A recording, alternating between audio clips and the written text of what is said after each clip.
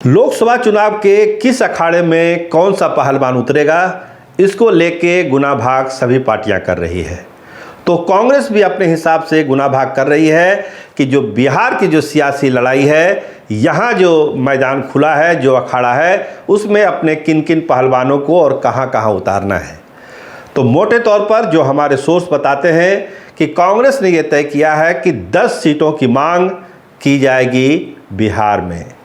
मतलब 10 की मांग होगी, 7 से 8 तक में मामला को लॉक किया जाएगा। ये मोटे तौर पर कांग्रेस के रणनीतिकारों ने तय कर लिया है बिहार के लिए, क्योंकि हम बात बिहार के संदर्भ में ही कर रहे हैं।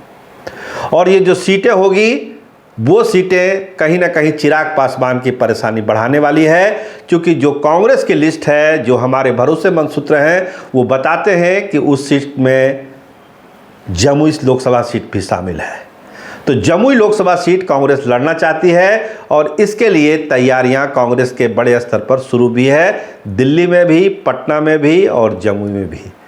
तो क्या होगा, देखिए अभी एक बात चल रही थी कि अगर एनडीए में बात चिराग पासवान की नहीं बनती है तो वो महागठबंधन की तरफ भी शिफ्ट कर सकते हैं।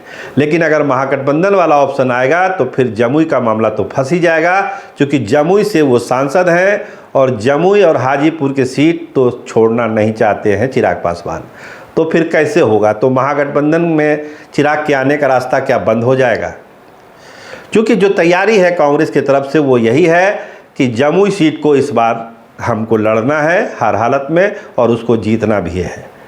जो उसके पहलवान हैं उसके बारे में आप भी जानते होंगे हल्का फल्का, लेकिन जो वहाँ तैयारी है वो तैयारी है आईपी गुप्ता की।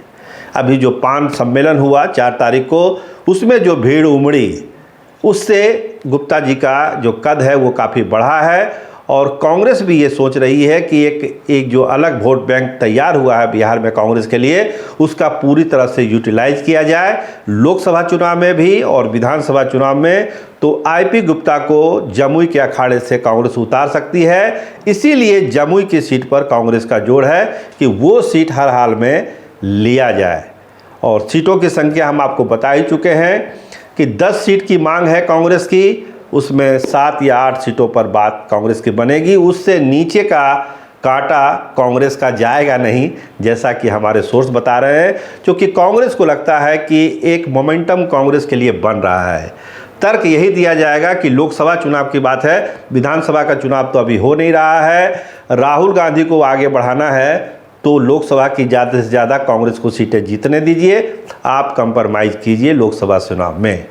तो ये तर्क होगा। अब बाकी कांग्रेस का अपनी तैयारी है कांग्रेस की, तो कांग्रेस उसको आगे लेके बढ़ेगी।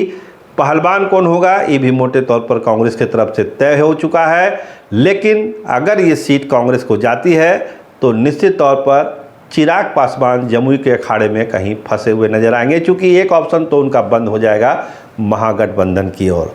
तो क्या होगा आगे, ये तो अभी जब सीटों के बंटवारे पर बात होगी तब पता चलेगा कि ये तालमेल बैठ पाता है या नहीं बैठ पाता है। लेकिन फिलहाल दिल्ली से लेकर पटना तक खबर यही है कि जो जमुई की सीट है वो कांग्रेस अपने खाते में रखना चाहती है और उस पर वो कंप्रोमाइज़ भी नहीं करेगी, जैसा कि कांग्रेस के बड़े नेता बता रहे हैं।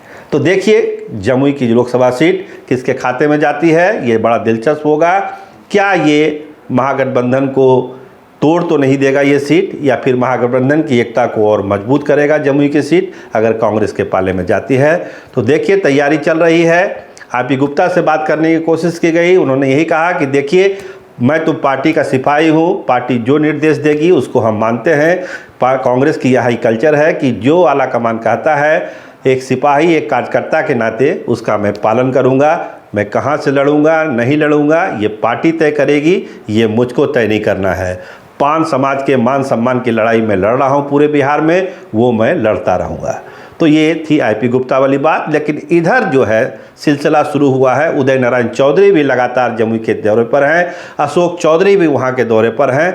मतलब जमुई को में जो पिछला चुनाव इन लोगों ने लड़ा था, एक बार फिर वो सक्रिय हुए हैं। उदय नारायण चौधरी कहते हैं कि मैं जमुई क्यों नहीं आऊँ, पिछले चुनाव में 2.5 लाख वोट हमको मिला, तो उन 2.5 लाख वोटरों का प्यार सम्मान मैं कैसे भूल सकता हूँ।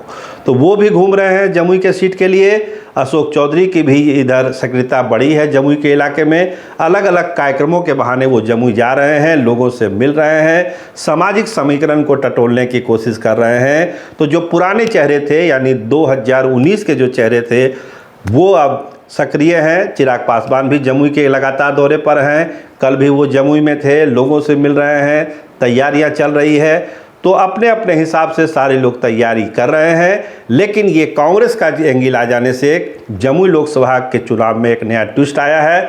देखिए यह ट्विस्ट बिहार के सियासत को और जमुई के सियासत को कितना बदलता है। कैमरामैन रामनंदन के साथ मैं सरोज सिंह, धन्यवाद, नमस्कार।